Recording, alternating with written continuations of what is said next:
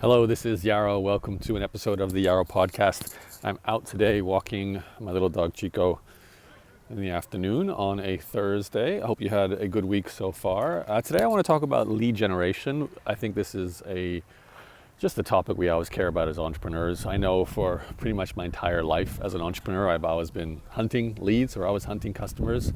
For me, because I've always been in charge of marketing for every business I've had, it's always been on the back of my mind. I'm always thinking about how do I get another customer? How do I get someone through the door, or build an audience if it's more of a content play, as I've had a few businesses that were more about content, email list growth.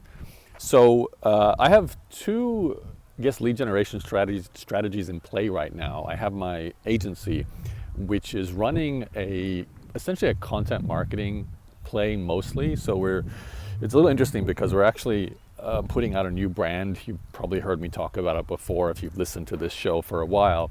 It's called 50 Hours, 50hrs.com. I love that domain name. It basically means 50 hours back by hiring an executive assistant.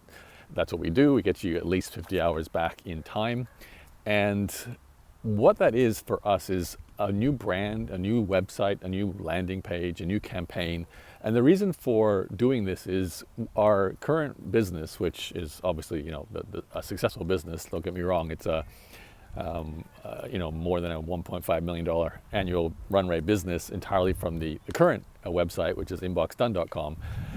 Is great, and there's nothing wrong with it. But it's quite a niche. It's very much focused on email management, and it tends to almost be too niche for certain types of people who might not be thinking email is their main problem, but they do want to hire an executive assistant.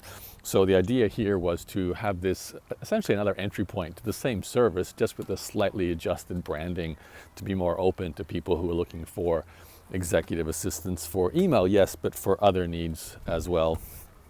For example, calendar management, lead nurturing, customer service, just anything and everything that an executive assistant will do.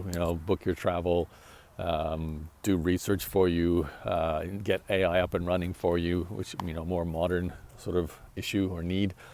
And these are all things we've always done. It's not new for us. It's just a positioning where we're just presenting these as a more, balanced positioning as an executive assistant service, as opposed to like a very heavily focused on email as the main problem, which is still really important for us. That's like a niche that we dominate and we want to continue to dominate. But we also want to have this additional marketing tool. So the challenge with this is we're basically building an entire content marketing arm of our business from scratch, and it's a slow process. We built a website. I did a lot of the work on that, the copy on that, and then we're rolling out a YouTube channel right now. We've been putting up some LinkedIn posts. We've had a lot of articles being written. We're just doing the classic content marketing play, and as you can imagine, we're basically like 6 to 12 months into this. Really 6 months of actually focusing on the content. The first 6 months was really the website. And it's slow going because content marketing by its nature is not like something you just switch on. You don't just press play on an ad campaign and have people clicking your ads as you would on a pay-per-click campaign. We're only just starting to see like the first indications of our content showing up in either Google search or AI-based search. In fact, next week I've got a lead that booked a sales call, which I hope shows up for next Monday. That is from this 50 Hours new brand, and it's also mentioning Google as a source. So I'm hoping first they show up, and second, I'm really excited to hear what they mean when they say Google. I always ask them on the call like how they found us, and Google might mean organic search, but it might actually mean that they did an AI-based chat search and then found us through Google. There's usually a story behind it. So I'm looking forward to hearing the story if they show up. So I bring this up because while I'm doing that, there's also a paid advertising campaign that's still running. And of course, we have a content marketing for the core brand of Inbox Done that's been running for almost 9 years now, as is responsible for the majority of our customers. Pretty much 90% of every single dollar we've made has come from Google organic. Some of it's been paid, some of it's been referrals, but really the lion's share. Maybe it's not quite as high as 90% overall, but at least 75% over the almost 9 years has been from Google, which is because over the years we've spent a lot of time on link building and creating content and just building a brand around this thing that we do. So that's a slow burn strategy, and it's always been the area that I have focused on. You know, my blogging era was also the same, content marketing. In fact, really this business is the only one where I've done anything with paid marketing that's actually got us customers, but it's still a fraction of what we've had from organic content marketing. That's why I always feel confident talking and teaching in that sort of format of lead generation. And I've just started a new YouTube channel for just a little side project that I want to experiment with AI-based content creation, basically script writing.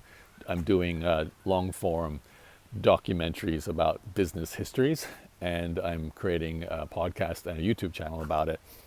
And it's really fun for me because YouTube is something I've never really spent a lot of time on, and I feel like it is the best organic channel right now because the algorithm can just feed you an audience if you get engaging videos. But it's just a bit more challenging because you have to create video, which is, you know, it's getting less and less difficult to do that, but it's still not as easy as sitting down and, you know, writing an article. That being said, you can do a talking head, and if you're engaging and have great stories to share, a talking head channel can take off as well. That's not my strategy. I'm doing proper documentary style with footage and everything. If you do want to check it out, it's at corp.com, corrp.com, or just go to YouTube and search for Corp, CORRP, and you'll find the first couple of videos up live there. What I really like about the YouTube strategy is there's nothing to do except produce great content. It really reminds me of the early days of blogging, where, you know, it wasn't about link building as a strategy. It was just link building because you produce good content, people would read it, and then they'd share it.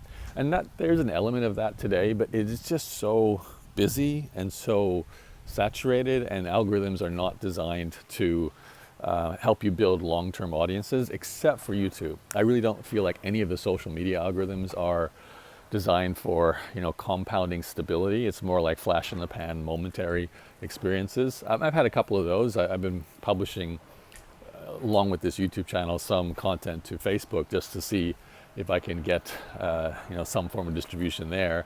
And I had a couple of posts go viral, like reach 1 million people, which is actually quite incredible, you know, if you think about that number. But I see it as a flash in the pan because there is no compounding there. Like, you get 1 million people viewing your Facebook post, a bunch of people comment on it, all these reshares happen, that's why you get so many views, but it's over in like 4 days. My data behind that is like very minimal. I don't get any significant growth in like subscribers. I don't get significant growth in my email list. There's no real outcomes there. I'm sure, you know, you have that happen to you every week. You maybe have a compound effect over time. You actually start to get more subscribers, but it's different than like, oh, I'm publishing videos on YouTube and I'm just seeing that trickle every single day of new subscribers, and a few people follow through and join the email list. I'm very new to it too. Like, it's a brand new channel, so it's, you know, usual story of building up your content. But it's just been interesting to have that feeling again of, oh, this actually works, and you can see the potential of building something that's got lasting value, especially if your topic is evergreen. Obviously, if you're doing, you know, news-based, there's always going to be a need to feed the news machine. But if you have a subject matter that you can just teach, like I'm doing business biographies, this is history, so it's not things that change, you're just covering the history.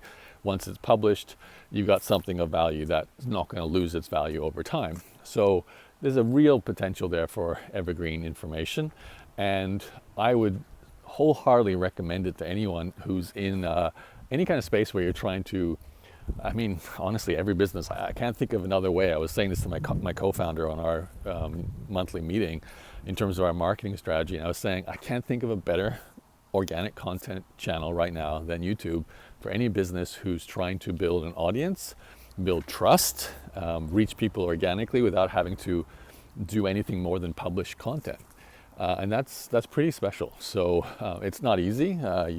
Nothing's easy, but I can't think of any other options. Everything else is sort of manufactured or requires a lot of cost or a lot of relationships. Like, you're always relying on another person or to spend a lot of money. With YouTube, you just publish and you let the algorithm share your content. So if you are sort of new to content marketing, I would definitely look at YouTube as your primary channel going forward.